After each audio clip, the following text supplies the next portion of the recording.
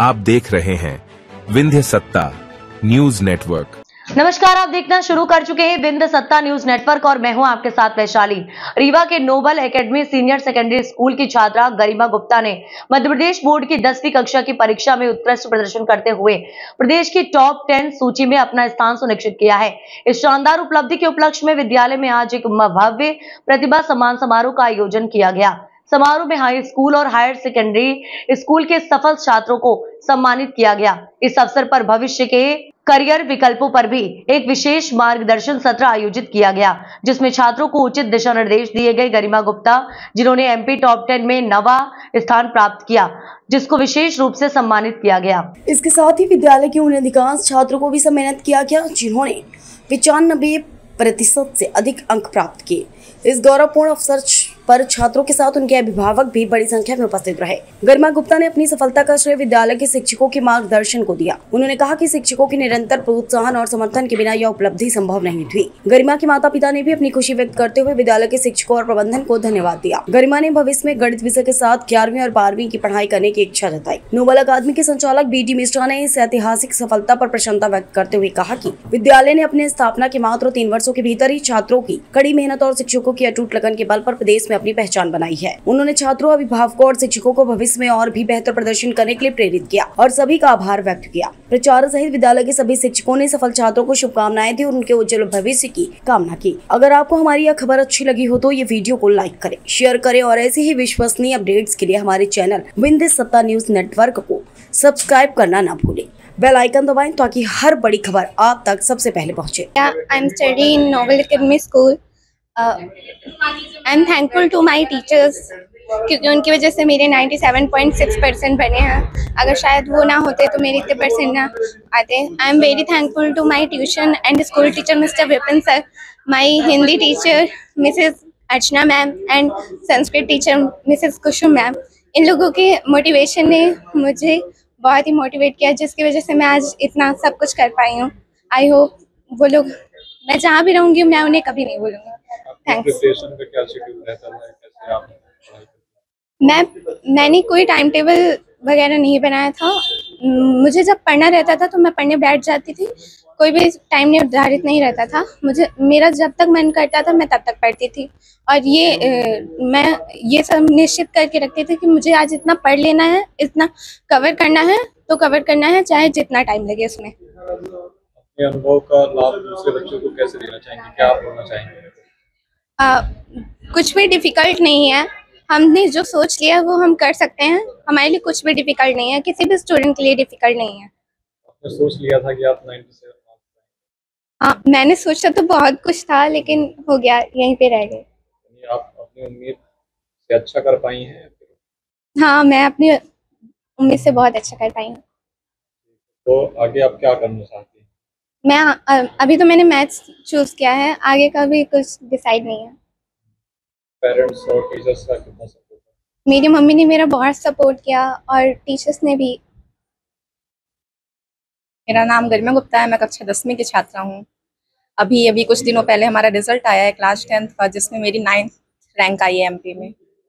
आपने कैसे तैयारी की है? मैंने लगभग जून जुलाई से पढ़ाई स्टार्ट कर दी, हर सब्जेक्ट की नोट्स बनाई, सब कुछ किया, जो जो शिक्षकों ने बताया मैंने वो सब कुछ फॉलो किया। आपको उम्मीद थी कि आप आ जाएंगे? उम्मीद थी। मैंने मम्मी से कई बार कहा कि मान लो आपकी बेटी आ गई रैंक में तो कैसा महसूस होगा। मैंने कई बार मम्मी से ऐसा पूछा है। तो आप इस सफलता का श्रेय किसको देना चाहेंगे? मैं अपने सभी टीचर्स, पेरेंट्स, जो जिन्होंने मुझे डायरेक्टली इनडायरेक्टली जितना भी सपोर्ट किया, मैं सबको थैंक यू कहना चाहूँगी। आगे भविष्य में क्या करेंगे? आगे भविष्य में अभी मैं फिलहाल अपनी 11th-12th की पढ़ाई पे ध्यान दूंगी, उसके आगे फिर डिसाइड होगा धीरे धीरे। आप क्या अपने से छोटी क्लास के बच्चों को संदेश दें? जो आपको जो भी फील्ड में अपने अच्छा करिए, जो भी आप करना चाहें, जैसा जैसा आप सोच सकते हैं आप कर सकते हैं। अपना बेस्ट दीजिए, बस डिसिप्लिन रखिए लाइफ में। स्कूल का और स्कूल के शिक्षकों का कितना मार्गदर्शन रहा? बहुत। हर सब्जेक्ट के टीचर्स का अपना अपना रोल रहा है। हर सब्जेक्ट के टीचर ने जैसा जैसा पूछा, हर एक डाउट बताया है। सभी पूरे स्कूल मैनेजमेंट वगैरह सबका सपोर्ट रहा है हमारे साथ। सबसे पहले तो मैं आप सबका धन्यवाद करना चाहता हूं, जो आज हमारे इस विद्यालय की खुशी में आप सब शरीक हुए हैं, उपस्थित हुए हैं। निश्चित रूप से ये बड़ी गर्व की बात है कि मेरा विद्यालय 6 साल पहले शुरू हुआ था। यदि हम 3 साल कोरोना काल के छोड़ दें तो हमारा विद्यालय मात्र 3 साल काम कर पाया है, और इतने कम समय में इतनी बड़ी उपलब्धि हम इतना जल्दी नहीं सोचे थे। ये तो सोचते थे कि हम भी अपनी उपस्थिति दर्ज करवाएंगे मध्य प्रदेश टॉप 10 की सूची में, लेकिन इतना जल्दी हमारे शिक्षकों ने परिश्रम करके इस लेवल तक विद्यालय को पहुंचा दिया है।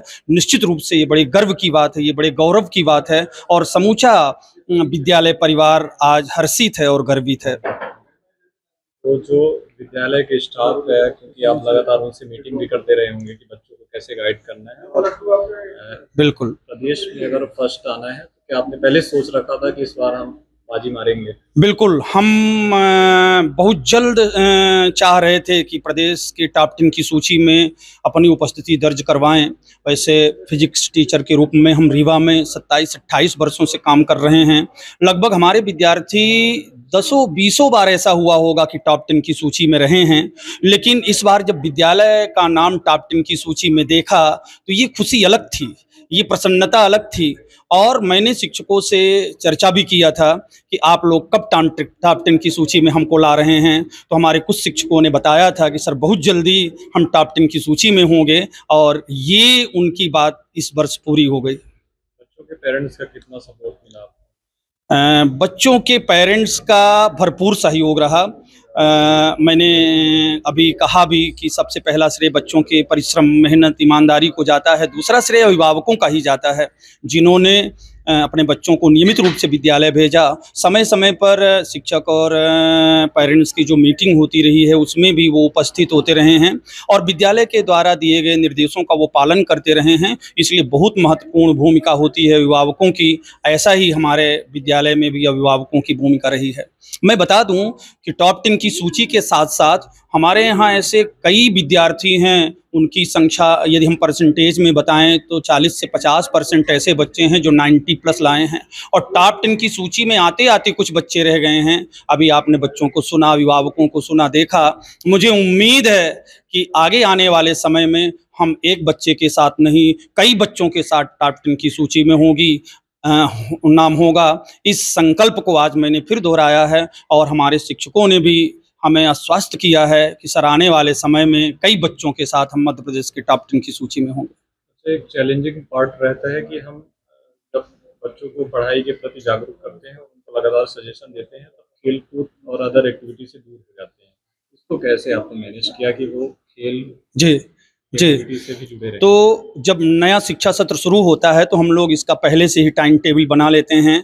खेल के लिए कितना समय देना है हमें, या अदर एक्टिविटी के लिए कितना समय देना है हमें, कौन कौन सी एक्टिविटी में बच्चों को शामिल करना है। बीच बीच में हम सोशल मीडिया के माध्यम से लोगों तक अपने स्कूल की एक्टिविटी को पहुंचाते रहे हैं, तो वहाँ पर आराम से देखा जा सकता है और समझा जा सकता है कि पढ़ाई के साथ साथ विद्यालय में अदर एक्टिविटीज़ बहुत बेहतरीन तरीके से हो रही हैं, और हमारे शिक्षक इस मामले में बहुत एक्टिव हैं। कोई भी ऐसी एक्टिविटी नहीं छूटती है जो हम बच्चों के साथ साझा ना करें, या बच्चों को अन्य अदर एक्टिविटी या गेम में बच्चों को शामिल ना करें। नए सत्र में प्रवेश करने वाले बच्चों के लिए क्या मैसेज है? नए सत्र में प्रवेश लेने वाले बच्चों के लिए मैं यही उम्मीद करता हूं कि वो अपने उद्देश्य को, अपने लक्ष्य को तय करके, अपने आर्थिक स्थिति को देखते हुए अपने हिसाब के विद्यालय का चयन करेंगे और प्रवेश लेंगे। विद्यालय का जो रिजल्ट होता है वो विद्यालय का दर्पण होता है।